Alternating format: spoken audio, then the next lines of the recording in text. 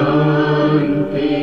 ओम शांति शांति। अंतर मन में ज्योति जगा लो, होगा दूर अंधेरा।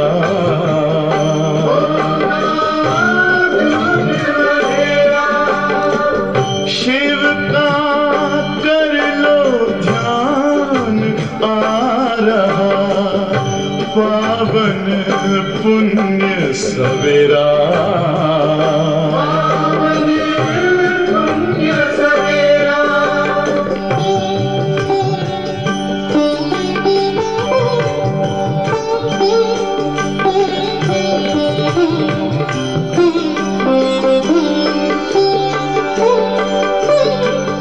तुम हो कौन, कहाँ से आए, अपने आप को जानो। राजयोग के द्वारा अपना परम पिता पहचानो। इसी राजपथ पर चलकर तुम पालो अपना बसेरा।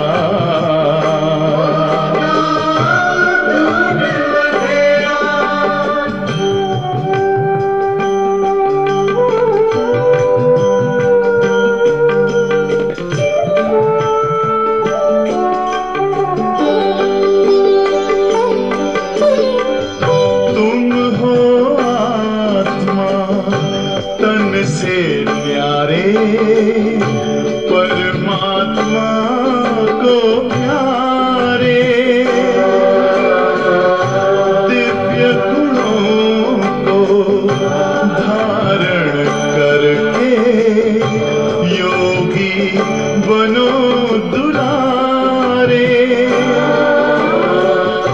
ज्योति बिंदु ही तोड़ेगा ये माया मोह का घेरा।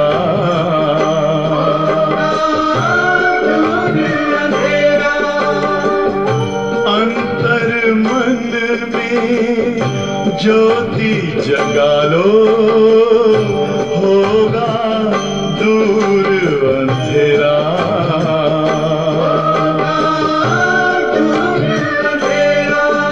ओम शांति, ओम शांति, ओम शांति।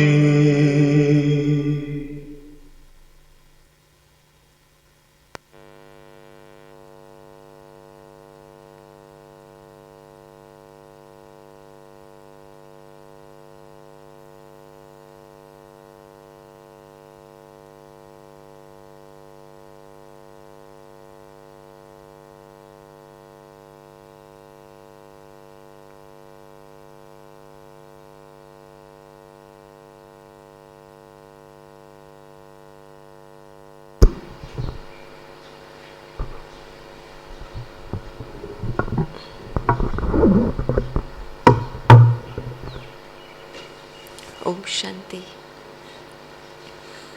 आज बाबा की 12 तारीख की मुरली है। बाबा ने विशेष समय के ऊपर इशारा दिया है, क्योंकि संगम युग का जो समय है वो बहुत अमूल्य समय है, और इस अमूल्य समय को हम कहाँ यूज़ करते हैं वो हमारी एक ज्ञान की समझ के आधार पर रहता है। हमारा विवेक क्या कहता है और हमारी आध्यात्मिक समझ क्या कहती है कि मिले हुए समय को हमने किस में लगाना चाहिए, किस में सफल करना चाहिए। आज बाबा कहते हैं कि इस समय को ऐसे वेस्ट नहीं करना चाहिए, क्योंकि 63 जन्म का आत्मा के ऊपर विकर्म का बहुत बोझ है, और उस बोझ को ख़त्म करने के लिए इस समय को बाबा की याद में सफल करें, दूसरे बाबा ने कहा कि रूहानी कमाई में जमा करना चाहिए। 2500 साल से हम कमाई करते आए, वो केवल एक देह के नाते नाम कमाना, प्रतिष्ठा कमाना, धन कमाना, तो ये जो सारी कमाई है वो हमारी अल्पकालीन कमाई है और आज दिन तक उसी के पीछे हमारा ध्यान रहा। लेकिन कभी हमने आत्मा उन्नति या आत्मा की कमाई के लिए हमने कभी ध्यान नहीं दिया। और जो कमाई हमारे साथ चलने वाली है, जो अविनाशी कमाई है, तो हमें पूरे दिन में वो चेक करना चाहिए कि आज के दिन मेरी रूहानी आत्मिक कमाई में मैंने कितना समय दिया। क्या मैंने सुख में की कमाई की, मैंने शांति की कमाई की, मैंने दुआएं कमाई, मैंने क्या कमाई की, है ना। तो आज बाबा उस बात को लेकर के पूरी वाणी चलाते हैं और बाबा कहते, मीठे बच्चे, तुम्हें रूहानी कमाई में बहुत बहुत ध्यान देना है। सिर पर विकर्मों का बोझा बहुत है, इसलिए समय वेस्ट नहीं करना है।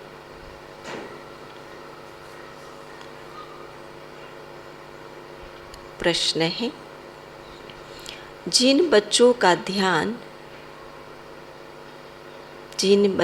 ध्यान रूहानी कमाई में होगा,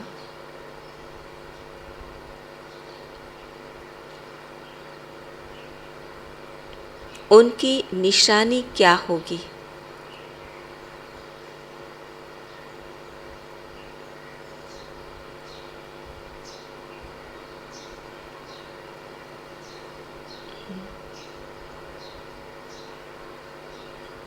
जिनका ध्यान रूहानी कमाई में होगा, आत्मोन्नति में होगा, उनकी निशानी क्या होगी? वो कभी मुरली मिस नहीं करेंगे।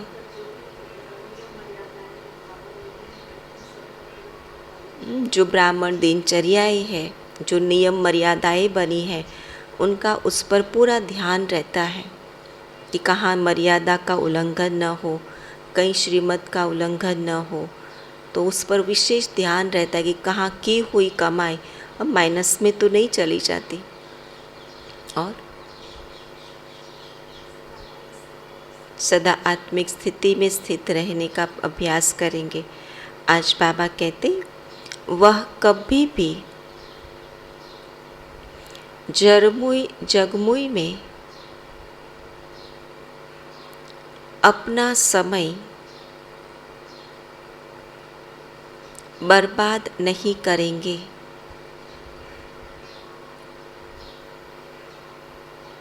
शरीर निर्वाह करते हुए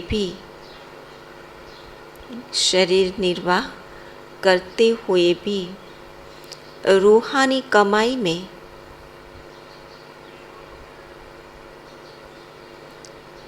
समय लगाएंगे।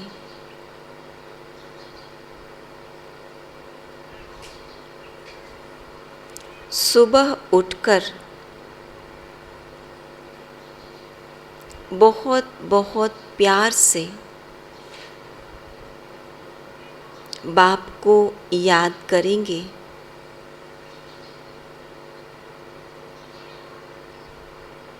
याद से आत्मा उड़ती रहेगी।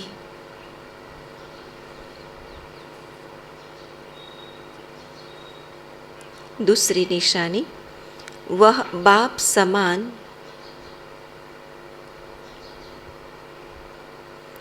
रहम दिल बन अपने ऊपर और सर्व के ऊपर रहम करेंगे। सबको बाप का परिचय देंगे। सबको बाप का परिचय देंगे। आज का गीत है, तुम ही हो माता पिता तुम ही हो। ओम शांति। बच्चों ने गीत में माता पिता की महिमा सुनी। जैसे कोई घर में बच्चे रहते हैं तो माता पिता दादा होता है ना, नहीं पूरा परिवार हो जाता। दादी से वर्षा मिलता है बाप द्वारा, क्योंकि दादी की मिल्कियत बड़ों की मिल्कियत होती है। तो यह भी सबसे बड़ा है। दुनिया वालों को तो पता ही नहीं कि परमात्मा कौन है। याद ज़रूर करते हैं लेकिन यथार्थ रूप में उसे जानते नहीं हैं। तो बच्चों को पता है तुम ही हो माता पिता, तो यह दादी के लिए शब्द है, तो उनका परिचय देना पड़े। पिता का पिता माना उसे दादा कहा जाता है। तो बाबा कहते हम जब ब्राह्मण परिवार का पिता, अलौकिक पिता वो है ब्रह्मा, और ब्रह्मा के ऊपर जो पारलौकिक पिता है वो है शिव बाबा। तो बाबा कहते पिता का पिता दादा, उनसे सबको वर्षा मिलता है। तो फिर हमारा फर्ज बनता है उस पारलौकिक पिता का सबको परिचय देना, चाहे सम्मुख हो, चाहे चित्र द्वारा, चाहे प्रोजेक्टर द्वारा। तो दादे का परिचय देना बहुत ज़रूरी है। क्यों ज़रूरी है? हमारी पब्लिसिटी के लिए नहीं, लेकिन ज़रूरी इसलिए है कि जो उनकी संतान है, उनके बच्चे हैं, वो सुख शांति के लिए भटक रहे हैं। और जब भटक रहे हैं उनको पता नहीं कि सुख शांति का दाता कौन है। और इसलिए बाबा कहते कि जब हमको पता है, हमको उस पिता का परिचय प्राप्त हुआ है, तो हमारा फ़र्ज़ बनता है कि हम अपने भाई बहनों को अपने पिता का परिचय देवें। अब तुम्हारी बुद्धि में पहले कौन आया? दादा। भले प्रोजेक्टर द्वारा समझाओ, वह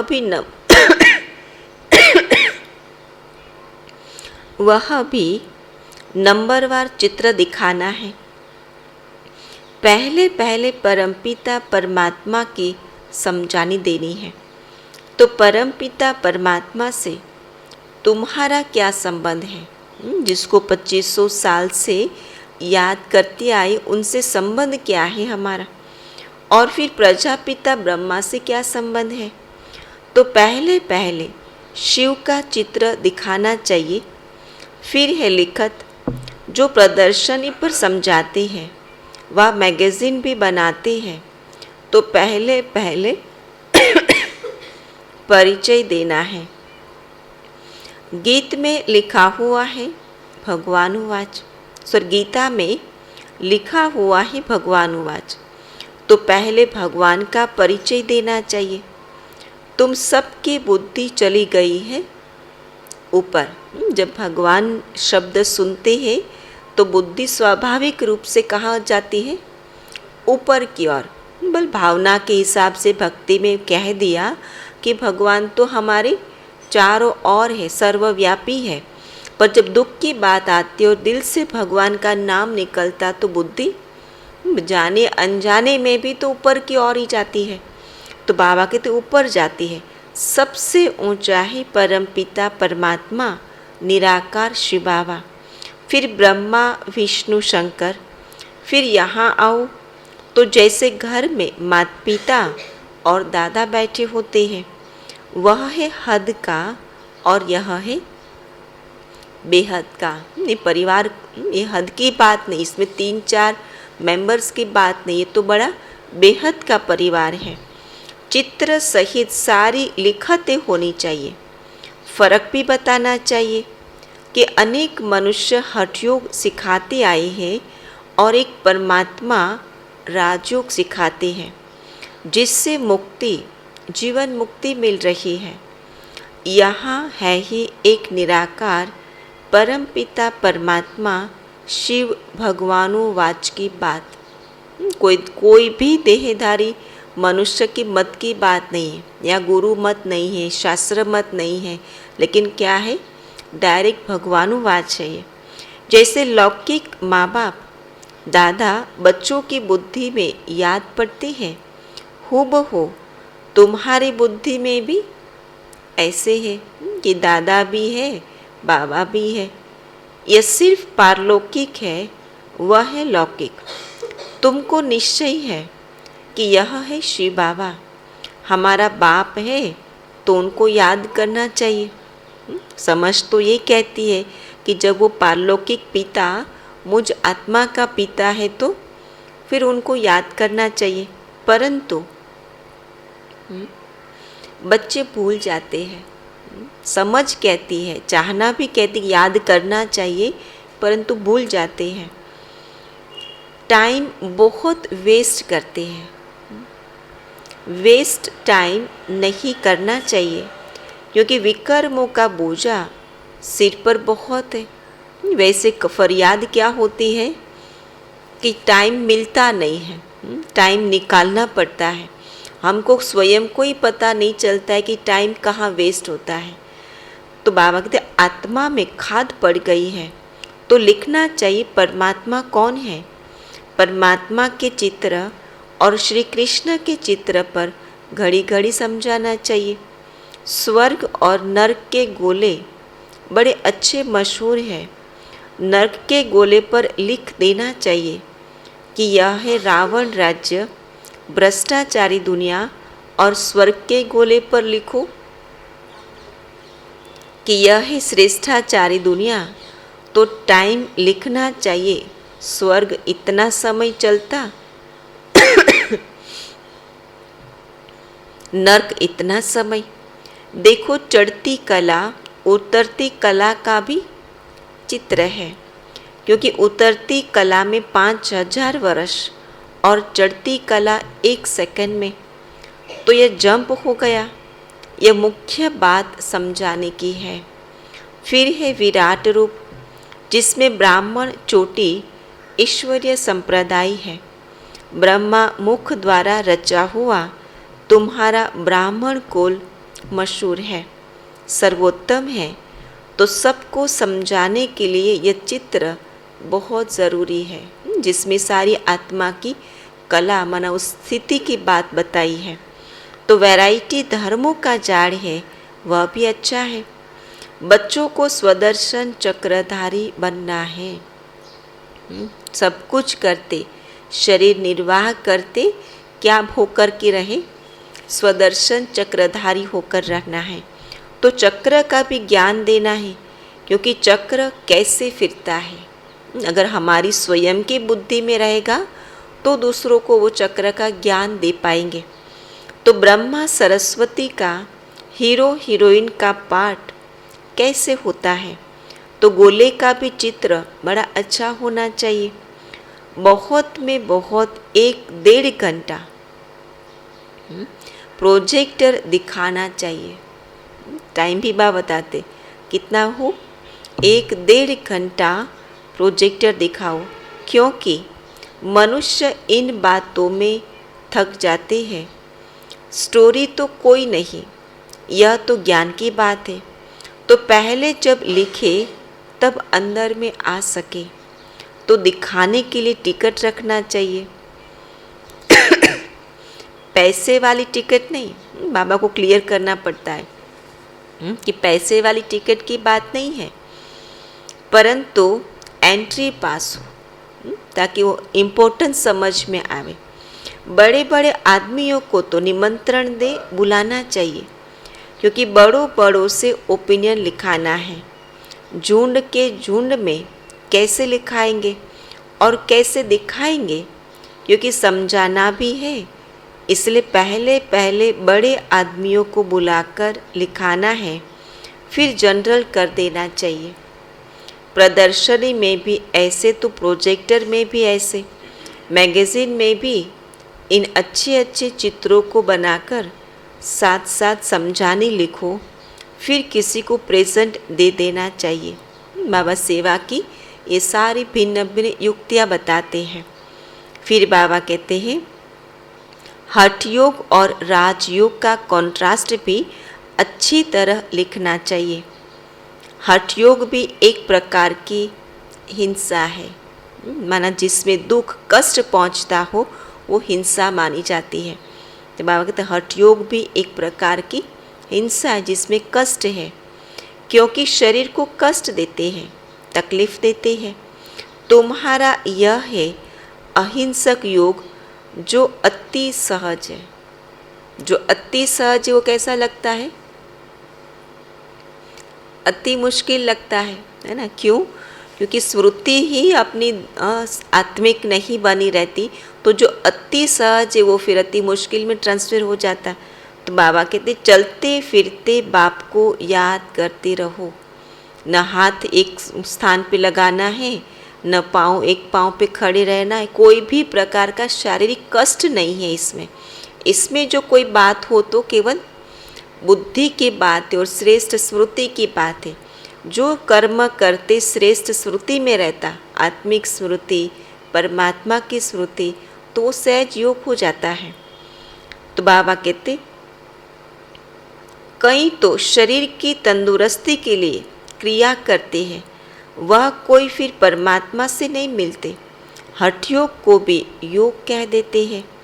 योगाश्रम है ना, यह है फिर सहज राजयोग, ईश्वर का सिखाया हुआ योग। ये सहज राजयोग कोई मनुष्य नहीं सिखा सकता, केवल ये परमात्मा ही सिखाता है। तो ये बहुत अच्छी तरह से समझाना चाहिए। जिनका बुद्धि योग सारा दिन जरमुई जगमुई में होगा, वह क्या समझा सकेंगे?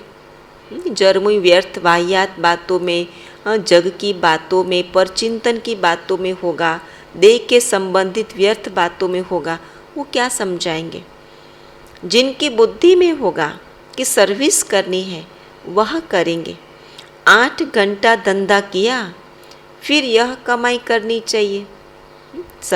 समझदारी तो उसे कहा जाता कि शरीर निर्वाह अर्थ बल 8 घंटा दो, लेकिन उसके बाद का जो 8 घंटा है वो किस में देना चाहिए?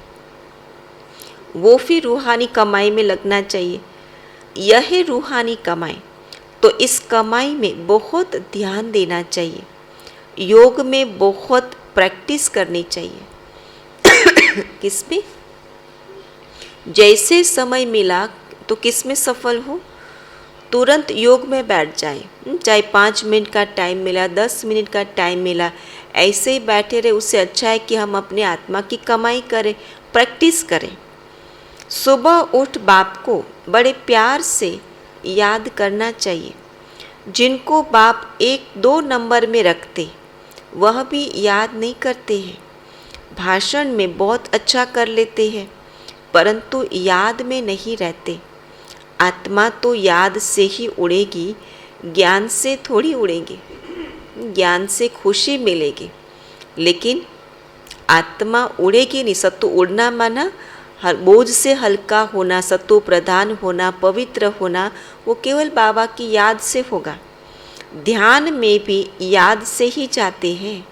ज्ञान की तो इसमें कोई बात ही नहीं। ध्यान तो एक पाई पैसे की बात हो जाती है। कईयों को तो फट से श्री कृष्ण का साक्षात्कार हो जाता है। कई बच्चियां लिखती हैं कि बाबा हमने आपको पहचाना है। वह ध्यान में ब्रह्मा को भी देखती है और प्रेरणा भी मिलती है, तो फिर उनको निश्चय हो जाता है। जिसने बाबा को कभी देखा भी नहीं है, वह भी लिखती है हम बाबा को बहुत याद करते हैं। स्थूल आँखों से नहीं देखा बाबा को, लेकिन बुद्धि रूपी नेत्र से बाबा का परिचय प्राप्त होकर के उसको स्वरूप को देख करके महसूस कर लिया, तो फिर बाबा कहते वो भूलती नहीं है, बाबा को बहुत याद करते। हम आपसे वर्षा लेकर ही छोड़ेंगे। आप तो जानते हैं हम याद करते हैं। जब कहती है आप, तो शिव बाबा ही याद आता है। तो बांधेली बच्चियाँ बहुत याद करती हैं। उतना सामने वाले भी याद नहीं करते। जो सम्मुख बैठे हैं, उस बाबा को सम्मुख सुन रहे हैं, लेकिन बुद्धि बाहर भटक रही है। तो इसलिए बाबा कहते कि बांधेली बच्चियाँ बहुत जो बाबा के सन्मुख नहीं आ पाते, लेकिन दिल से इतना जिगरी याद करती है, तो बाबा कहते एक बात है याद की। फिर गांधी जी भी कहते थे कि राम राज्य हो, अभी तो रावण राज्य है। इस पर तुम समझा सकते हो, चढ़ती कला तो परमात्मा ही करा सकते हैं, बाकी तो सब एक दो को गिराते ही रहते हैं। देवता ये भी गिरते जाते हैं, बल सुख में ही है। फिर भी कला कौन सी है? गिरती कला, उतरती कला। डे बाय डे आत्मा की कला तो उतरेगी ना। बल कोई पाप कर्म नहीं है, लेकिन जब कर्म में आई आत्मा तो जो प्रभाव तो पड़ेगा, उसकी शक्तियाँ तो यूज़ होगी ना।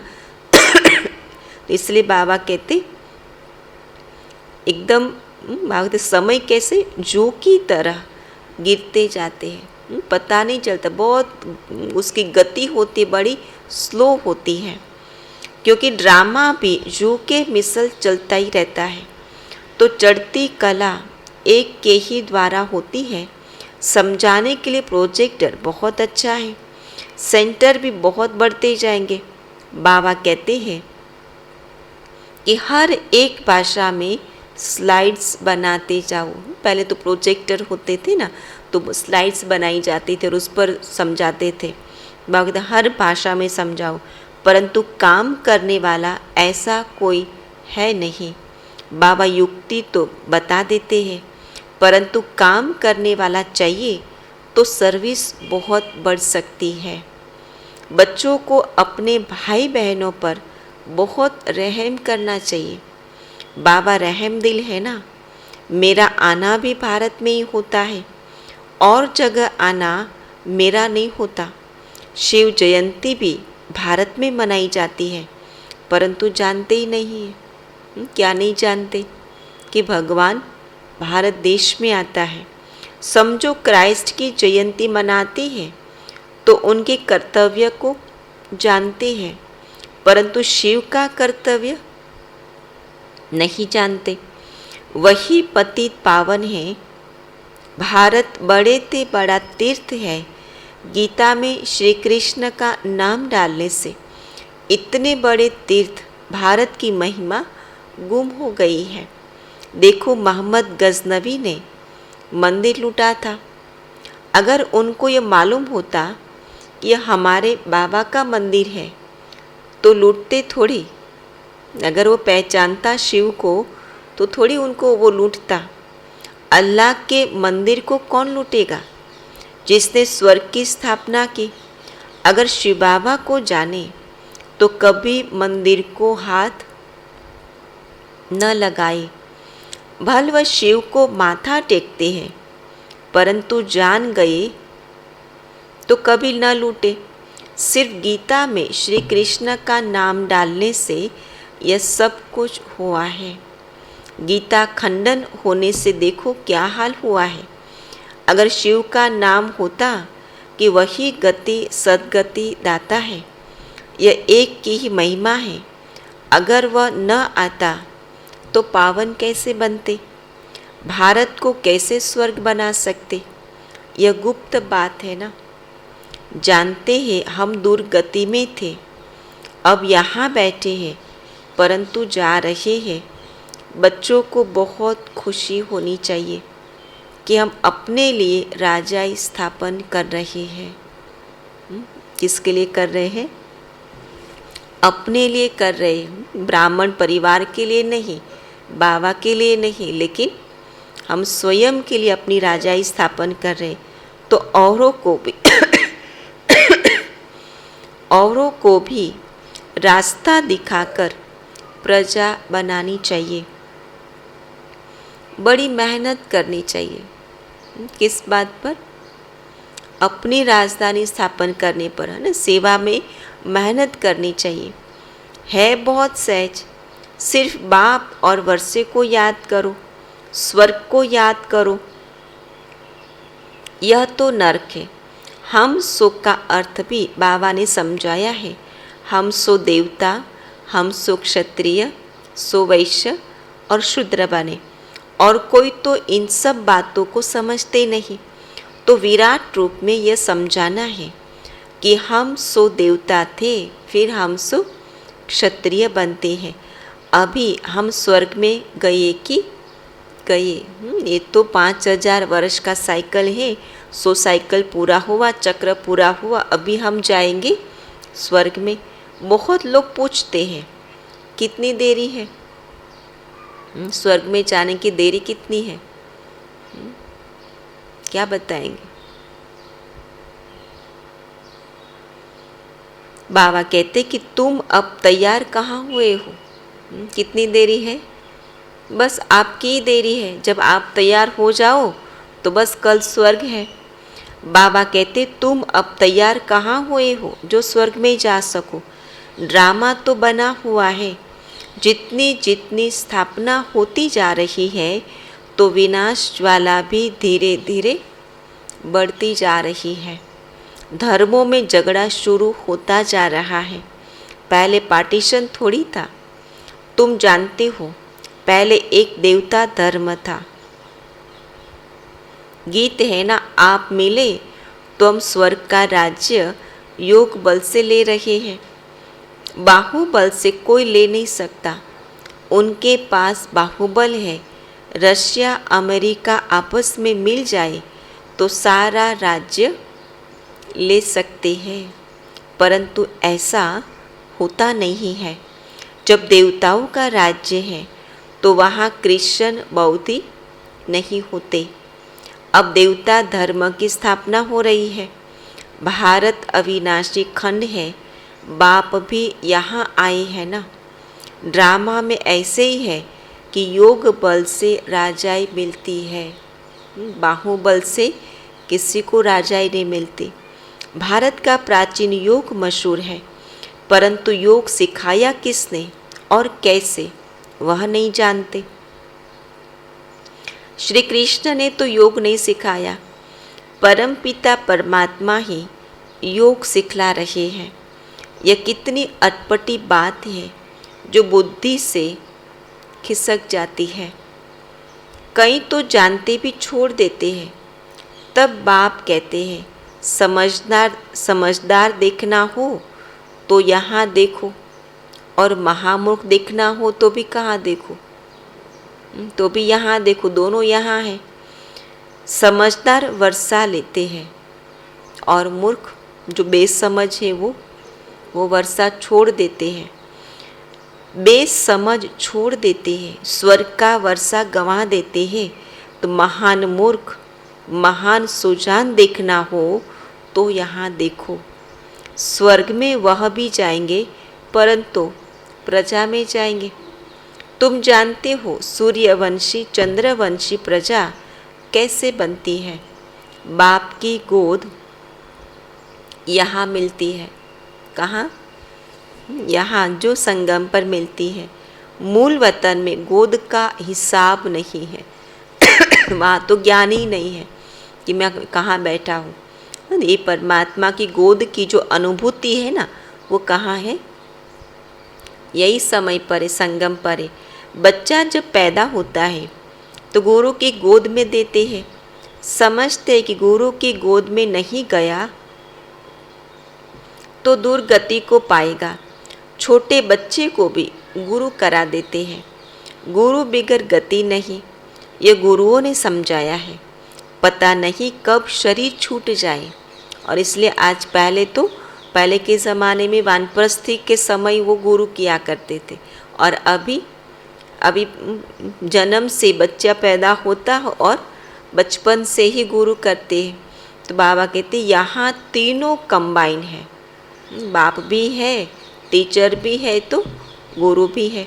यह कोई शास्त्रों में लिखा नहीं है कि वही बाप टीचर गुरु की गोद है। बाप ने पूछा शिव बाबा को बाप है? कहते हैं हाँ। अच्छा, शिव बाबा को टीचर है, गुरु है? नहीं, सिर्फ माँ बाप मिलते हैं। यह गुह्य हिसाब है। तो बच्चे बाप पर बलिहार जाते हैं। लौकिक में बच्चे बाप पर बलिहार नहीं जाते हैं, बाप जाते हैं। तो यह समझने की बात है कि बरोबर परमात्मा बाप टीचर सतगुरु है, उनसे ही वर्षा मिलता है।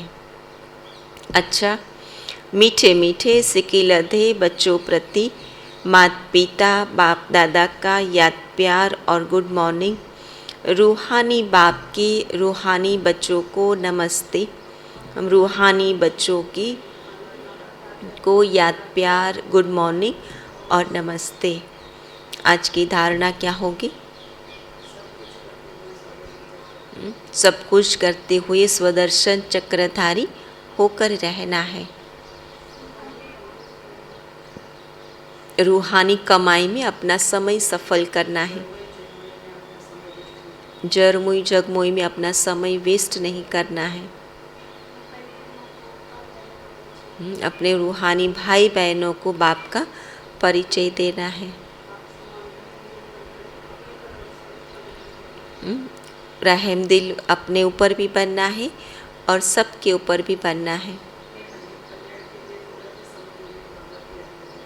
अगर थोड़ा भी समय मिले तो अपने योग की प्रैक्टिस में बैठ जाना चाहिए। सुबह सुबह उठ कर के बाप को बड़े प्यार से याद करना है, क्योंकि वही कमाई का सबसे अच्छा समय है। और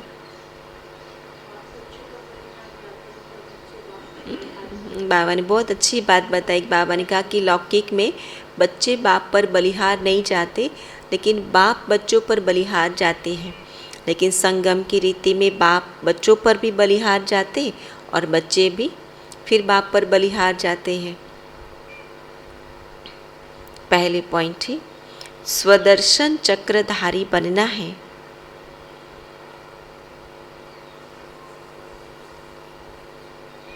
हम ब्राह्मण चोटी है, ईश्वरीय संप्रदाय के हैं। इस नशे में रहना है।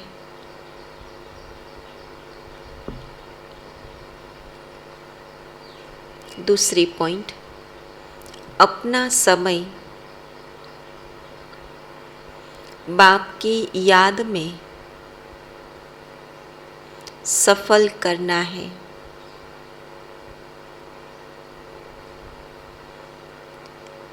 रूहानी सर्विस में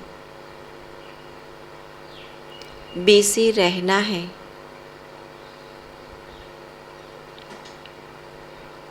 बाप पर पूरा पूरा बलिहार जाना है।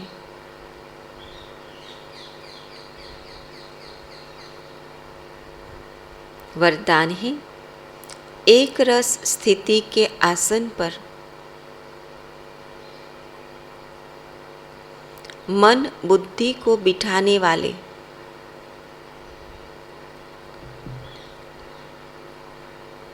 सच्चे तपस्वी भव।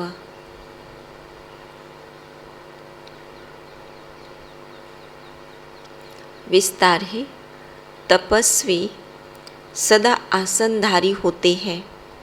वे कोई न कोई आसन पर बैठकर तपस्या करते हैं। आप तपस्वी बच्चों का आसन है एक रस स्थिति, फरिश्ता स्थिति। हमारा आसन कौन सा? कोई न कोई श्रेष्ठ स्थिति, वो हमारा आसन है। इन्हीं श्रेष्ठ स्थितियों के आसन पर स्थित होकर तपस्या करो। जैसे स्थूल आसन पर शरीर बैठता है, ऐसे श्रेष्ठ स्थिति के आसन पर मन बुद्धि को बिठा दो और जितना समय चाहो, जब चाहो आसन पर बैठ जाओ। इस समय श्रेष्ठ स्थिति के आसन पर बैठने वालों को भविष्य में राज्य का सिंहासन प्राप्त होता है। स्लोगन है दूसरे के विचारों को अपने विचारों से मिलाकर सर्व को सम्मान देना ही माननीय बनने का साधन है।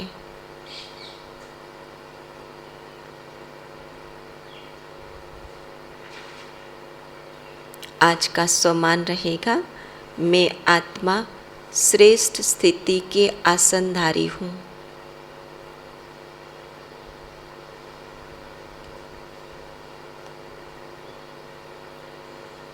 और आज हम अपना चार्ट रखेंगे पूरे दिन का कि कितना टाइम जिस्मानी कमाई में दिया और कितना टाइम रूहानी कमाई में दिया। ओम शांति।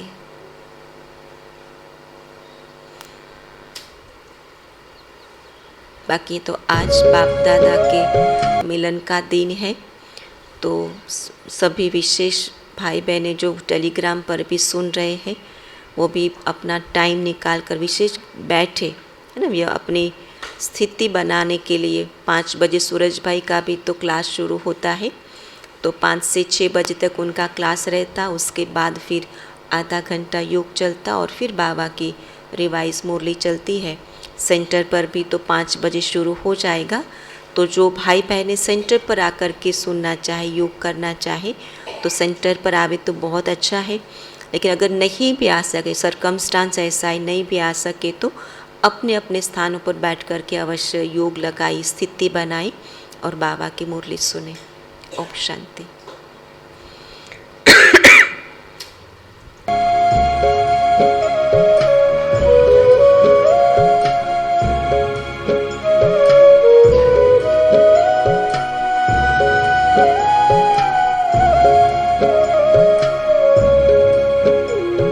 शिव बाबा को याद कर, जी भर उसको प्यार कर, सांसों को आबाद कर ले मेरे मना। शिव बाबा को याद कर, जी भर उसको प्यार कर, सांसों को आबाद कर ले मेरे मना।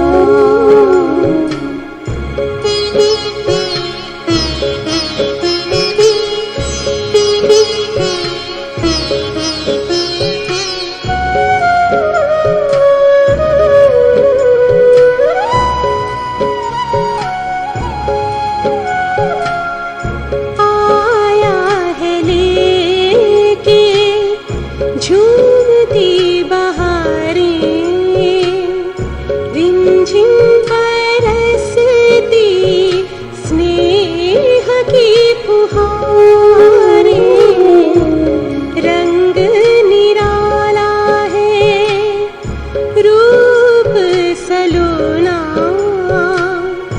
दिल चाहे उससे जुदा कब न होना। अपना इंतजार कर, बैठना हिम्मत हार कर, प्रभु का तू दीदार कर ले मेरे मना। शिव बाबा को याद कर, जी भर उसको प्यार कर, सांसों को आबाद कर ले मेरे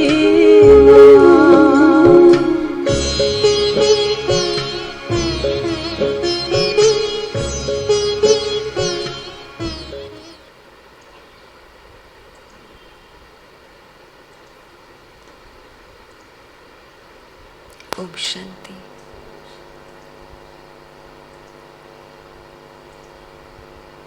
ओम शांति बहन। ओम शांति।